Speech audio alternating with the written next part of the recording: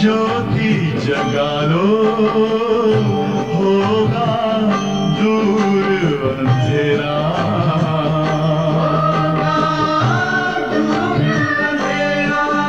ओम शांति, ओम शांति,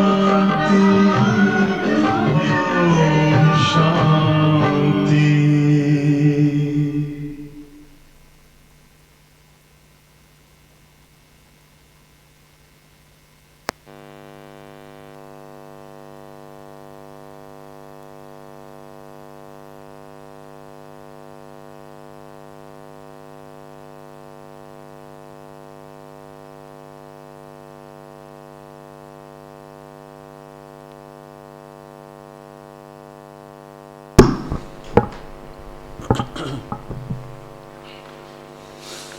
ओम शांति।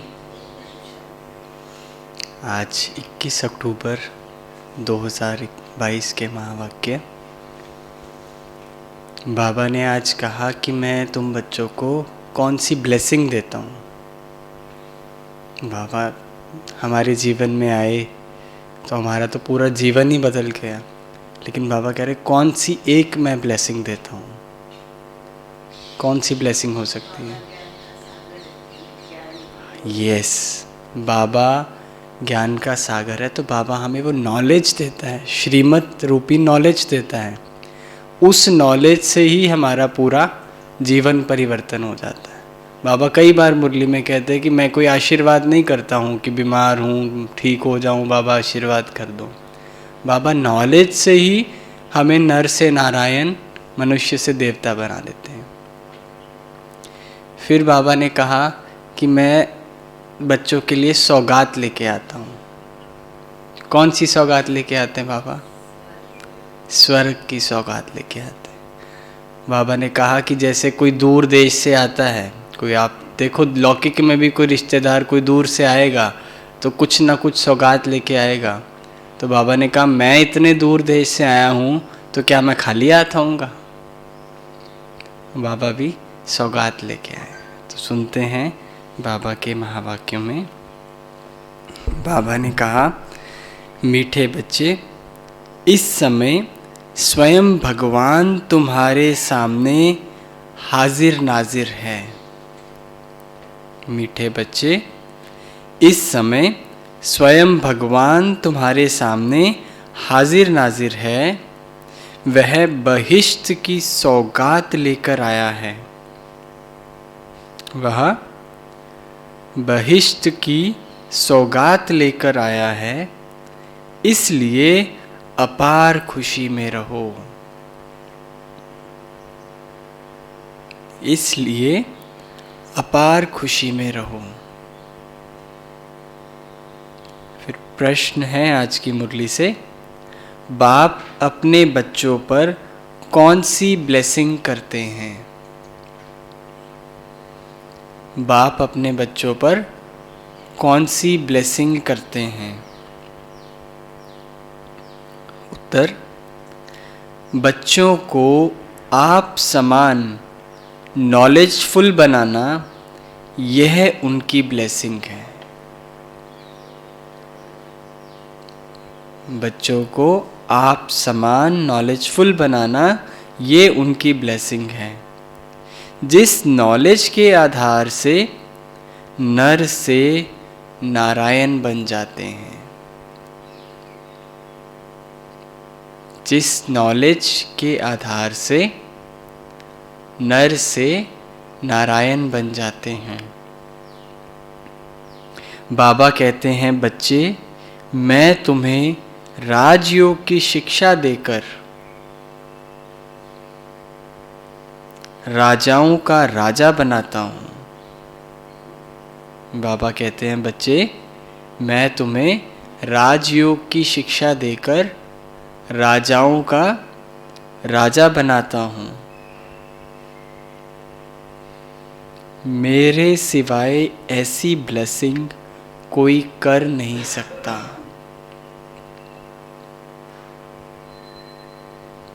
मेरे सिवाय ऐसी ब्लेसिंग कोई कर नहीं सकता।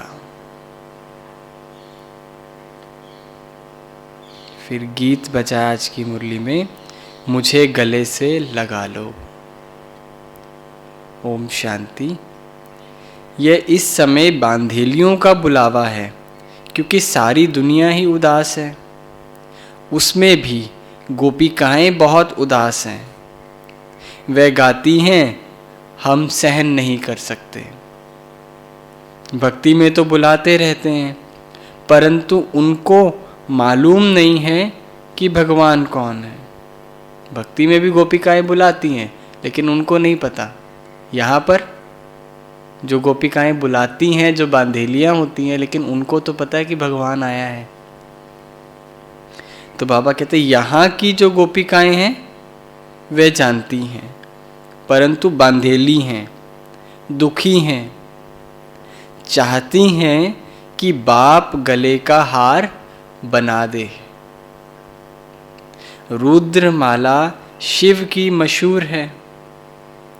तो इस समय ब्राह्मण ब्राह्मणियां चाहती हैं कि हम शिव बाबा के गले में पिरोए रहें, क्योंकि इस समय स्त्री पुरुष आसुरी गले का हार है। तो बच्चियां चाहती हैं कि हम अब ईश्वरीय गले का हार बने। ज़रूर जब बाप हाजिर नाजिर है तब तो कहते हैं। अब तो बाबा खुद आया है इस समय में। अब उस समय आपको मालूम होगा जब मम्मा को कोर्ट में लेके गए थे, जब बहुत ऑपोजिशन हुआ था, तो मम्मा को भी यही कसम खाने के लिए बोला गया था कि गीता पे हाथ रख के बोलो, ईश्वर को हाजिर नाजिर मानकर ये कसम खाती हूँ। कि मम्मा ने नहीं खाई थी कसम। आपको याद है वो सीन, सबने सुना है उसके बारे में। तो बाबा कह रहे ज़रूर जब बाप हाजिर नाजिर है तब तो कहते हैं, जब कसम उठाते हैं तब कहते हैं ईश्वर को हाजिर नाजिर जान सच कहेंगे। बड़े बड़े गवर्नमेंट के मिनिस्टर भी कसम उठाते हैं, गीता हाथ में लेते हैं। क्यों? क्योंकि भारत का धर्म शास्त्र है। तो एक ईश्वर का कसम उठाते हैं। ऐसे नहीं कि सब ईश्वर हैं, सबका कसम उठाते हैं, ऐसे थोड़ी बोलते हैं। तो ज़रूर बाप कभी हाजिर नाजिर हुआ होगा। उनको नहीं पता कि कब हाजिर नाजिर होता है, कब हमारे लिए बाबा यहाँ पे इस धरा पर आते हैं। तो बाबा कह रहे ज़रूर बाप कभी हाजिर नाजिर हुआ होगा, इस समय तो नहीं है। सिर्फ तुम्हारे लिए हाजिर नाजिर है, जो तुम बच्चों को पढ़ा रहे हैं। शिवरात्रि भी मनाते हैं, तो ज़रूर आया होगा। कैसे आया, क्या आकर किया, ये कोई को पता ही नहीं है।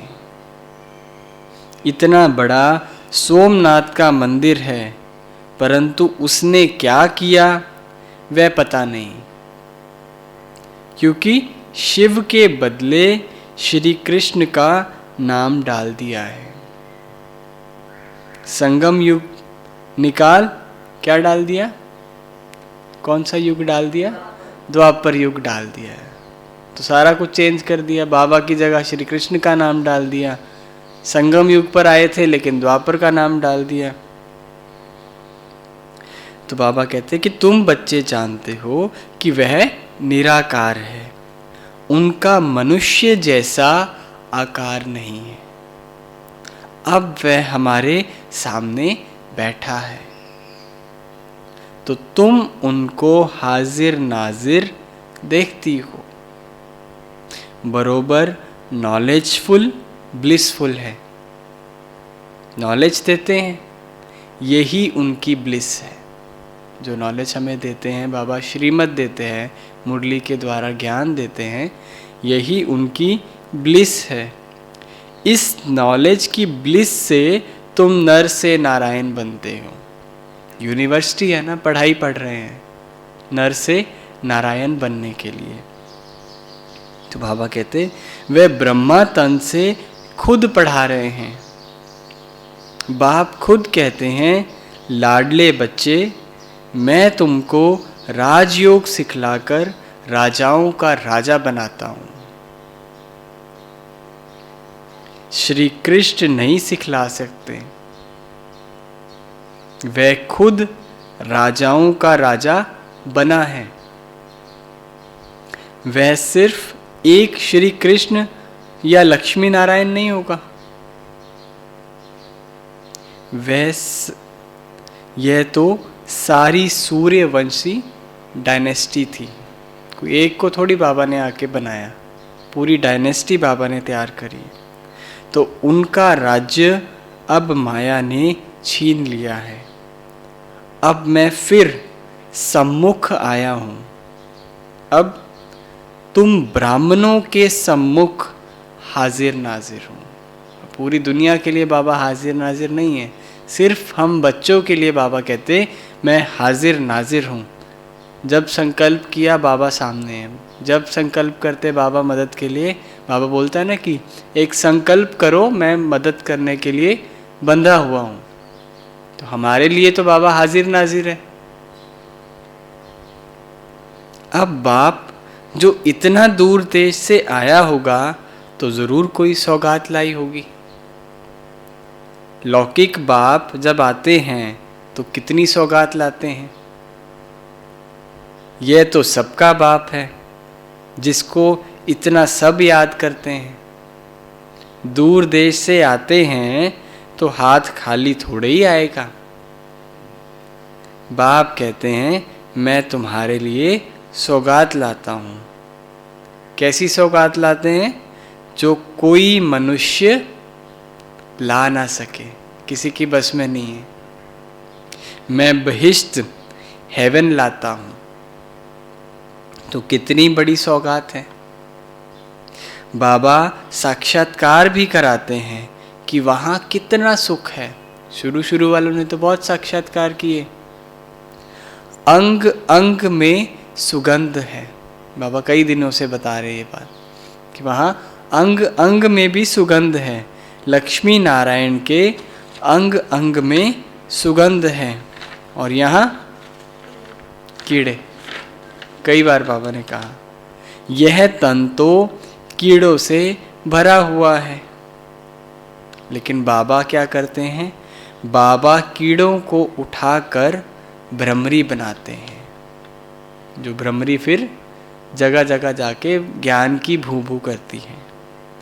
तो यहाँ के शरीर तो कीटाणुओं से भरे हुए रोगी हैं। वहाँ के शरीर कितने सुंदर हैं। मंदिरों में भी कितनी सुंदर सुंदर मूर्तियाँ बनाते हैं। तो बाबा कह रहे कितना फर्क है इस समय के शरीर और उन शरीरों में। 5000 वर्ष की बात है। ये भारत इंद्रप्रस्थ था। यहाँ वहाँ आत्मा भी पवित्र थी तो शरीर भी पवित्र था। तो बाबा ठिक्कर के बर्तन से तुमको सोने का बर्तन बनाते हैं।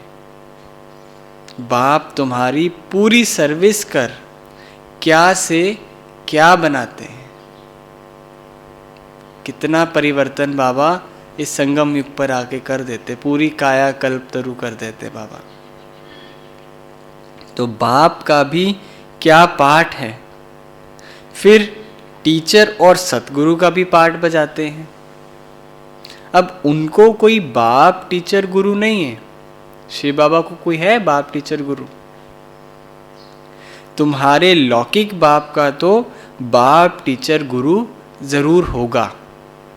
शिव बाबा कहते हैं मेरा तो कोई नहीं, परंतु उनके ऑक्यूपेशन को कोई नहीं जानते। जब तक किसको स्वर्ग का मालूम ना पड़े तब तक कोई भी जान नहीं सकते कि हम नरक में हैं। उनको तो यही लगता है यहीं पे ही स्वर्ग है। ग्रंथ में भी पढ़ते हैं। क्या पढ़ते हैं? मूत पलीती कपड़ धोए। बाबा कह रहे लेकिन अपने को वह नहीं समझते। गाने के लिए गाते हैं, पढ़ने के लिए पढ़ते हैं, लेकिन अपने को समझते थोड़ी हैं। बाप आया है ज्ञान देकर काले को गोरा बनाने के लिए। तो आज बाबा कितनी चीज़ें बोल रहा है, नर से नारायण बनाने के लिए, ठिक्कर से सोने का बर्तन बनाने के लिए, और काले को गोरा बनाने के लिए। और भी बाबा कई मुरलियों में कितना कुछ बोलते हैं। क्या बनाते हैं? बैगर से प्रिंस बनाने के लिए, और शूद्रों से ब्राह्मण बनाते बाबा, पतित से पावन बनाते हैं बाबा। तो ऐसे इसके ऊपर भी चिंतन कर सकते हैं कि बाबा हमें क्या से क्या बनाते हैं, कि बहुत कुछ निकल के आएगा। तो बाबा कहते कि बाबा आया है ज्ञान देकर काले को गोरा बनाने के लिए। इस समय तुम ज्ञान सूर्य, ज्ञान चंद्रमा बन रहे हो। सन्यासी पवित्र प्रवृत्ति मार्ग नहीं बना सकते हैं। वे ये नहीं कह सकते कि हम तुमको राजाओं का राजा बनाते हैं। वह निवृत्ति मार्ग के हैं। डर कर, घबरा कर क्या करते हैं? घर बार छोड़ जाते हैं। यहाँ कोई डर नहीं है। बाप के पास बच्चे आए हैं, कहते हैं बाबा हमारे में ताकत है, इकट्ठे रह पवित्र रह सकते हैं। अगर कोई कन्या पर मार पड़ती है तो कन्या को बंधन से छुड़ाकर गंधर्वी विवाह कर सकते हैं। हम जल नहीं मरेंगे, ज्ञान तलवार बीच में रखेंगे। दोनों ब्राह्मण ब्राह्मणी भाई बहन कैसे विष पी सकते हैं? शास्त्रों में भी गंधर्वी विवाह के लिए लिखा है, लेकिन ये है उस समय की बात जब बाबा खुद दोनों आत्माओं को देख करके, उनके तीनों कालों को देख करके बाबा छुट्टी देते थे। बाबा को पता है इसमें उनका कल्याण है। ऐसी कई मिसाल हैं जो बाबा के बहुत पक्के बच्चे, बाबा ने उनका गंधर्वी विवाह करवाया और बहुत आगे तक चले, बहुत सेवाएं करी, खूब सेवाएं करी।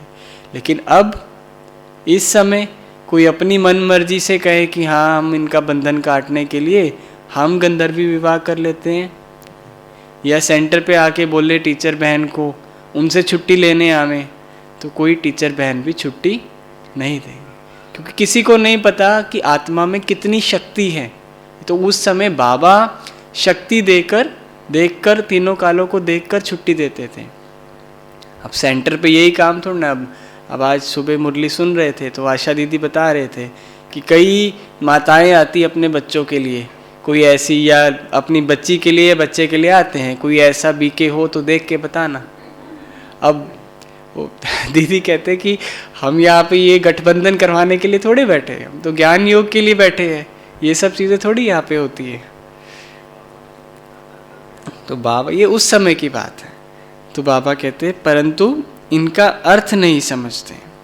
सन्यासी तो कह देते कि नारी नर्क का द्वार है। उन्हों के पास ज्ञान तलवार तो है नहीं जो इकट्ठे रह पवित्र रह सके। तुम उनसे बहादुर हो, काम चिता से उतर ज्ञान चिता पर बैठते हो तो काले से गोरे बन जाते हो। सन्यासी तो आजकल शादी भी कराते हैं, चर्च में भी शादियां होती हैं। नहीं तो क्राइस्ट को क्यों क्रॉस पर चढ़ाया? किस लिए चढ़ाया? पवित्रता। बाबा कह रहे इस पवित्रता के कारण। कहाँ यह कौन है जो कहते हैं पवित्र बनो? क्योंकि एक्सेप्टेंस इतनी आसानी से नहीं होती पवित्रता की, सिवाय बाबा के कोई पवित्रता धारण नहीं करा सका। बाबा कहते आफतें तो आती हैं, यहाँ भी शिव बाबा पर नहीं आती। किस पर आती हैं? ब्रह्मा बाबा पर। शिव बाबा तो आके ज्ञान सुना के चले जाते, फिर उसके बाद जो सहन करना है किसको करना है? ब्रह्मा बाबा को। तो वही बाबा कहते हैं कि यहाँ भी शिव बाबा पर नहीं आती हैं, परंतु जिसमें प्रवेश करते हैं लॉन्ग बूट में, उस पर आती हैं। वाट वेंदे, फिर उसका मीनिंग बताया, रास्ते चलते ब्राह्मण फंस गया। तो बाबा कहते पुरानी जुत्ती है ना, यह थोड़े ही कहते हैं कि मैं श्री कृष्ण हूँ। बल बाबा को पता है कि आगे चलकर वो श्री कृष्ण बनेंगे, लेकिन ये थोड़ी कहते हैं कि मैं श्री कृष्ण हूँ। कहते हैं राजयोग सीखूंगा तो नर से नारायण बनूंगा, परंतु अब नहीं है। वैसे बच्चों को भी निश्चय है कि हम नर से नारायण, नारी से लक्ष्मी बनेंगे। फेल नहीं होंगे जो क्षत्रिय बने, फेल होंगे तो फिर त्रेता में जाना पड़ेगा, क्षत्रिय बनेंगे। तो राम को 33 से कम मार्क्स मिली तो चंद्रवंशी में गए। दुनिया में भी यही होता है ना, 33 मार्क्स से ऊपर पास और उसके नीचे फेल। तो बाबा कह रहे इसका मतलब जो फेल होंगे वो चंद्रवंशी बनेंगे। तो ऐसे तो सूर्यवंशी भी चंद्रवंशी घराने में आते हैं, लेकिन वो और बात है। तो सूर्यवंशी जन्म बाय जन्म लेते लेते वो भी तो चंद्रवंशी घराने में आएंगे, लेकिन उन्होंने स्वर्ग के सुख तो देखे। हाँ, ये फर्क हो गया ना। सूर्यवंशी भी चंद्रवंशी घराने में आएंगे जन्म बाय जन्म, लेकिन वो सतयुग के स्वर्ग के सुख देख करके आए हैं। लेकिन जो ये फेल होने वाली आत्माएं, ये डायरेक्ट परम धाम से सीधा त्रेता युग में चंद्रवंशी घराने में ही आएंगे। उनको सूर्यवंशी घराना देखने का सुख नहीं मिलेगा। तो बाबा कहते हैं ऐसे तो सूर्यवंशी भी चंद्रवंशी घराने में आते हैं। उस समय सतयुग के अंत में लक्ष्मी नारायण राम सीता को राज्य देते हैं। लक्ष्मी नारायण भी पुनर्जन्म लेते लेते त्रेता में आते हैं, रजवाड़े कुल में जन्म लेते रहते हैं। फिर सीता राम नाम चला आता है, फिर उनकी डायनेस्टी चलती है तो सीता राम का नाम चला आता है। लक्ष्मी नारायण नाम खल्लास हो जाता है। तो अब प्रश्न पूछता हूँ कि स्वदर्शन चक्र कौन सा है? कौन सा है स्वदर्शन चक्र?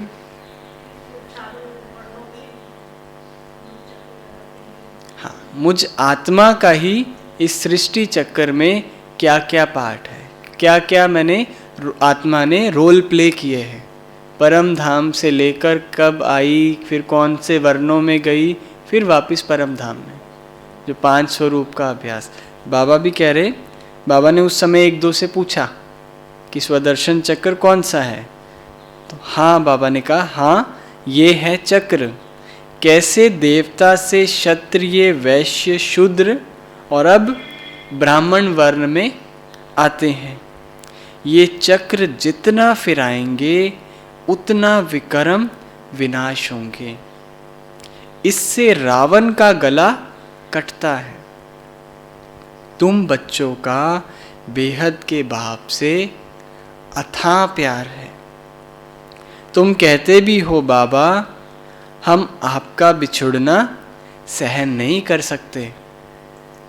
ऐसी बच्चियां भी हैं जो बंधन में हैं, तड़पती हैं, क्योंकि ये है मात पिता।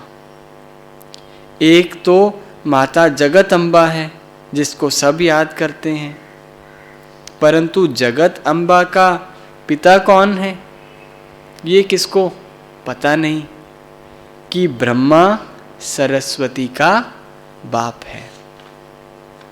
पुजारी लोग ये नहीं जानते हैं कि ये सरस्वती ही फिर लक्ष्मी बनती है। वो तो अलग अलग पूजा करते, जगत अम्बा की अलग पूजा करेंगे, श्री लक्ष्मी की अलग पूजा करेंगे, उनको थोड़ी पता है। फिर 84 जन्म ले फिर यही सरस्वती बनती है। तो ये ज्ञान इस बाबा के पास थोड़े ही था। इसमें ज्ञान होता तो ज़रूर किसी गुरु से मिला हुआ होता, ब्रह्मा बाबा के पास। फिर उस गुरु की महिमा भी करते, फिर उस गुरु के शिष्य भी होते, तो वह भी बताते, परंतु बाबा का साकार गुरु नहीं है। वैसे तो बाबा ने साकार गुरु बहुत सारे किए, लेकिन इसकी शिव बाबा अपनी बात कर रहे हैं कि ये ज्ञान जो मिला है इसके लिए बाबा का कोई साकार गुरु नहीं है। बाप कहते हैं मैं तुम्हारा बाप, टीचर, गुरु हूँ। मैं इस पुरानी जुत्ती में बैठ पढ़ाता हूँ।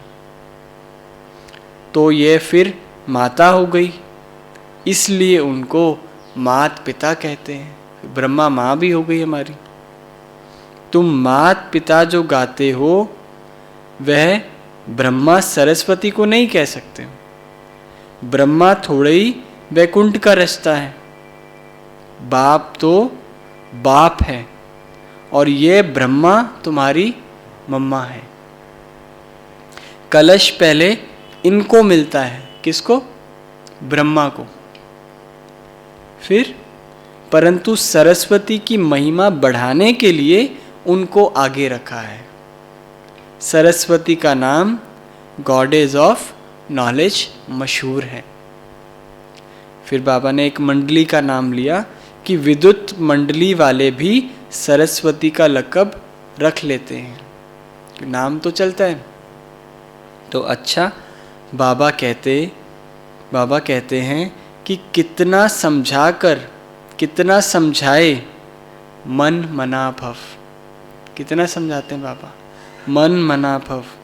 बस सिर्फ मुझे याद करो और मेरे वर्षे को याद करो तो तुम स्वर्ग में चले जाएंगे। वहाँ भी क्या होते हैं? नंबरवार तो होते ही होंगे। बाबा कहते सूर्यवंशी की रॉयल दास दासियाँ भी तो हैं, तो प्रजा की भी दास दासियाँ होंगी।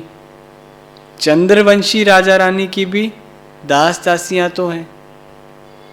ये सब यहाँ ही बन रही हैं। पूछो तो बता सकते हैं। क्या बता सकते हैं? कि अगर अब तुम्हारा शरीर छूट जाए तो क्या जाकर बनेंगे। अच्छा, कोई भी बात समझ में ना आए तो पूछ सकते हो, बाबा कह रहे। याद रखना, एक बाबा ने पैरामीटर बताया कि याद रखना, योग ठीक नहीं होगा तो वह सुख महसूस नहीं होगा। अगर हमें लग रहा है कि सुख नहीं मिल रहा तो बाबा कह रहे चेक करो कि योग ठीक नहीं है। शोक वाटिका में बैठे होंगे, स्वर्ग है अशोक वाटिका। अब सीता अशोक वाटिका में नहीं, शोक वाटिका में थी। अब तो सब शोक वाटिका में बैठे हैं ना।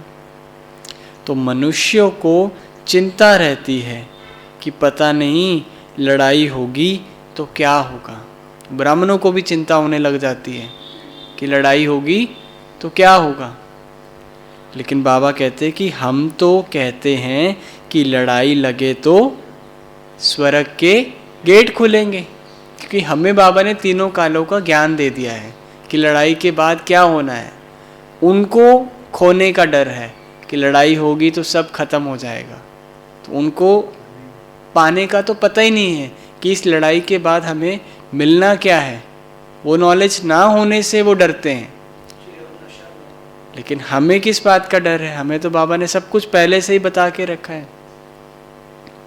तो बाबा कहते अच्छा, याद रखना, सच्ची दिल पर साहेब राजी।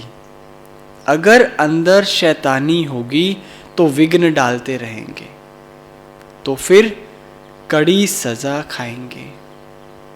ट्रेटर्स को हमेशा कड़ी सजाएं मिलती हैं।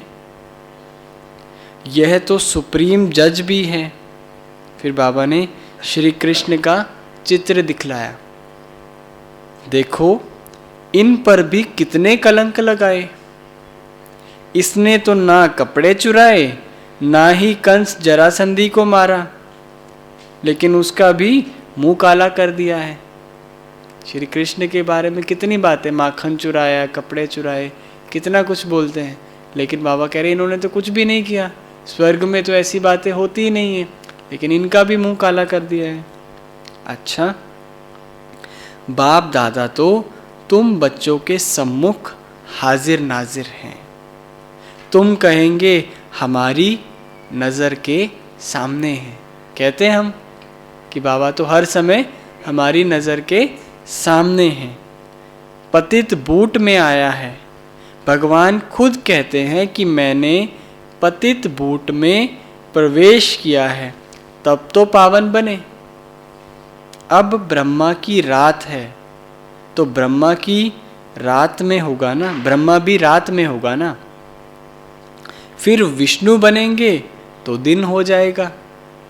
अच्छा, मीठे मीठे सिकिलते बच्चों को याद प्यार दे रहे हैं। दादा कहो व गुप्त माँ कहो, वंडरफुल राज है। बाप दादा मीठे मीठे बच्चों को नंबरवार पुरुषार्थ अनुसार क्यों कहते? जानते हो, बाबा प्यार तब करेंगे जब क्या करेंगे?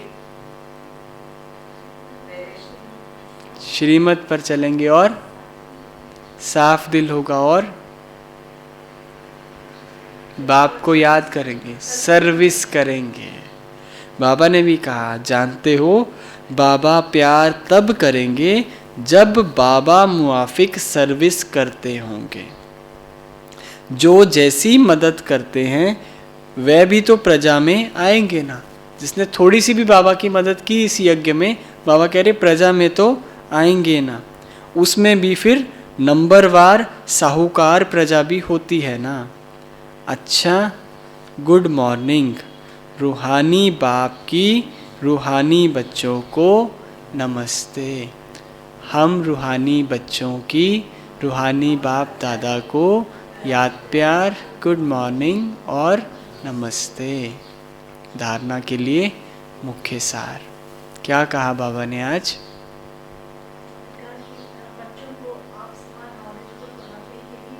यही ब्लिस है जो नॉलेज फुल बनाते हैं। हाँ, और इसी नॉलेज से नर से नारायण बन जाते हैं और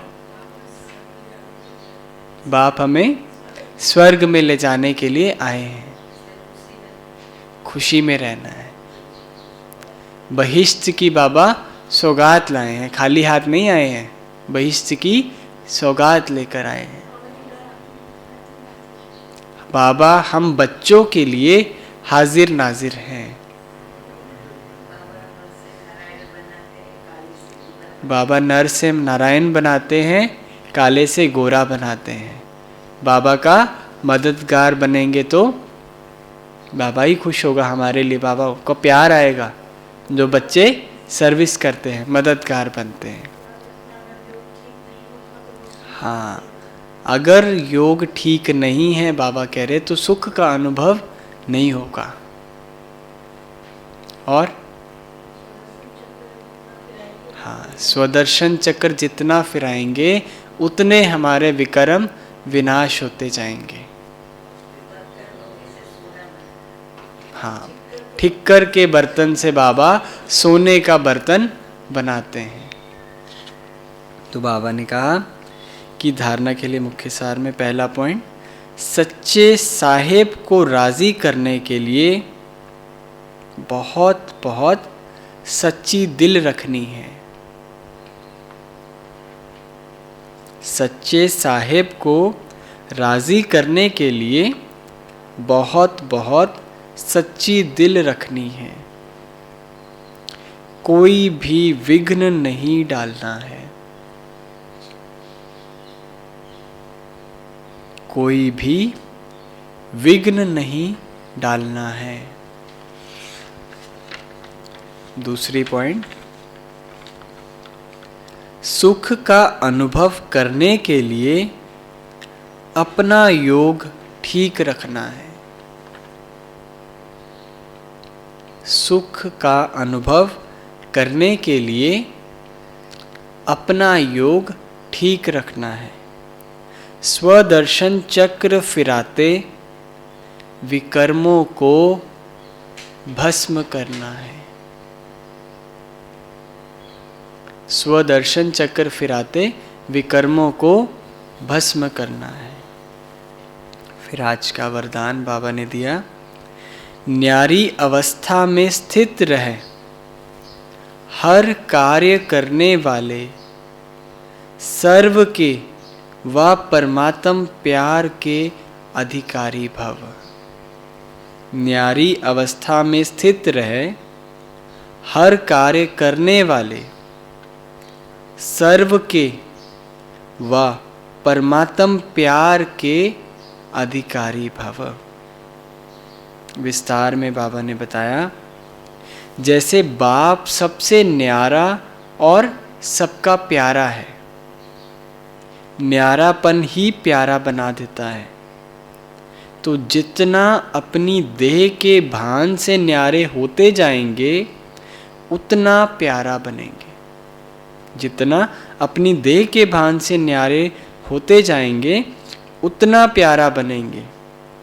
तो बीच बीच में प्रैक्टिस करो कि देह में प्रवेश होकर कर्म किया और अभी अभी न्यारे हो गए। तो ऐसी न्यारी अवस्था में स्थित रहने से कर्म भी अच्छा होगा और बाप के व सर्व के प्यारे भी बनेंगे। तो परमात्म प्यार के अधिकारी बनना कितना बड़ा फायदा है।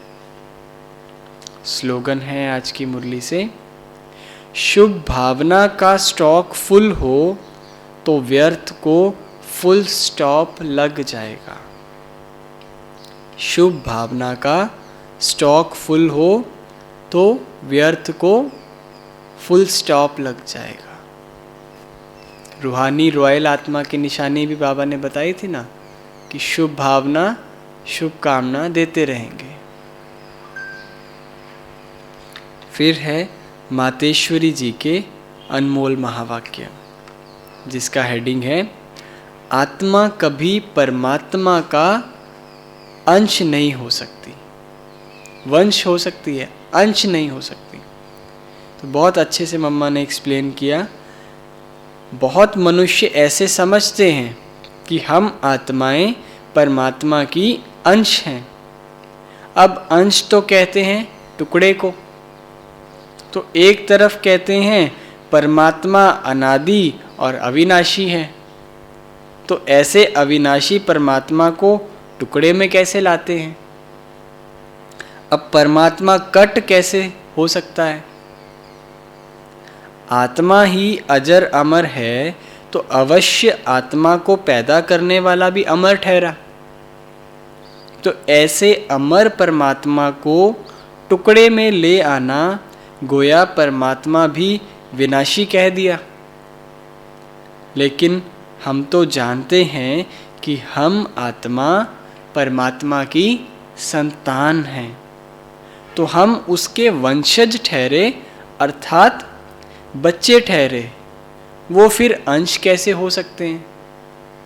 इसलिए परमात्मा के महावाक्य है कि बच्चे, मैं खुद तो इमॉर्टल हूँ, जागती ज्योत हूँ, मैं दीवा हूँ, मैं कभी बुझता नहीं हूँ।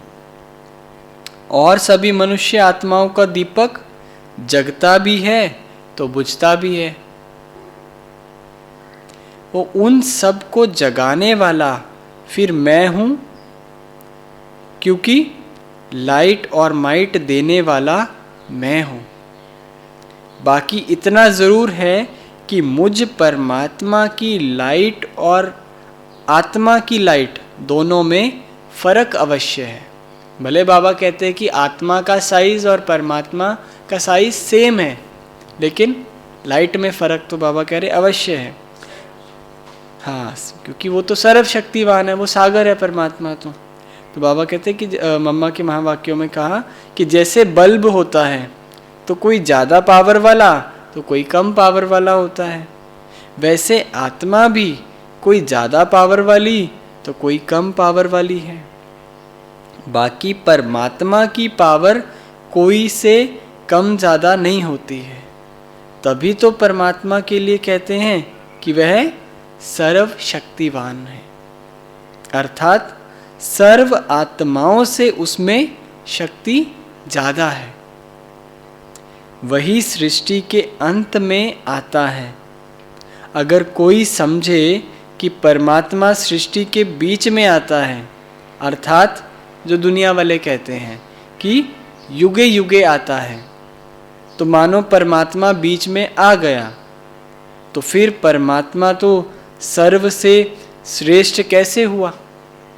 क्योंकि परमात्मा आएगा, अगर द्वापर युग में आएंगे तो द्वापर के बाद फिर क्या आना चाहिए? सतयुग आना चाहिए, क्योंकि परमात्मा से ज़्यादा श्रेष्ठ तो कोई नहीं है। वो आकर भी अगर सतयुग ना ला पाए तो फिर उनके आने का तो फायदा ही नहीं द्वापर में। तो वही कहा कि मानो परमात्मा बीच में आ गया तो फिर परमात्मा सर्व से श्रेष्ठ कैसे हुआ? अगर कोई कहे कि परमात्मा युगे युगे आता है, तो क्या ऐसे समझें कि परमात्मा घड़ी घड़ी अपनी शक्ति चलाता है, हर युग में आके शक्ति चलाता है? तो बाबा मम्मा ने कहा कि ऐसे सर्वशक्तिवान की शक्ति इतने तक है, अगर बीच में ही अपनी शक्ति से सबको शक्ति अथवा सद्गति देवे तो फिर उनकी शक्ति कायम होनी चाहिए। फिर दुर्गति को क्यों प्राप्त करते हो? तो इससे साबित अर्थात सिद्ध है कि परमात्मा युगे युगे नहीं आता है, अर्थात बीच बीच में नहीं आता है। वो आता है कल्प के अंत समय और एक ही बार अपनी शक्ति से सर्व की सद्गति कराता है। क्योंकि इसी समय बाबा आकर ऐसी लिफ्ट देते हैं जो हम 0 कला से फिर 16 कला संपन्न बन जाते हैं। तो जब परमात्मा ने इतनी बड़ी सर्विस की है, तब तो उनका यादगार बड़ा शिवलिंग बनाया है और इतनी पूजा करते हैं। तो अवश्य परमात्मा सत भी है, चैतन्य भी है और आनंद स्वरूप भी है। दुनिया वाले भी गाते हैं ना, सत चित आनंद स्वरूप। अच्छा, ओम शांति। आज की मुरली में स्वमान लेंगे। मैं परमात्मा प्यार की अधिकारी आत्मा हूँ। मैं परमात्म प्यार की अधिकारी आत्मा हूँ। और चिंतन क्या करेंगे? एक तो वो चिंतन कर सकते हैं कि परमात्मा हमें क्या से क्या बनाते हैं, इसमें भी नशा चढ़ेगा।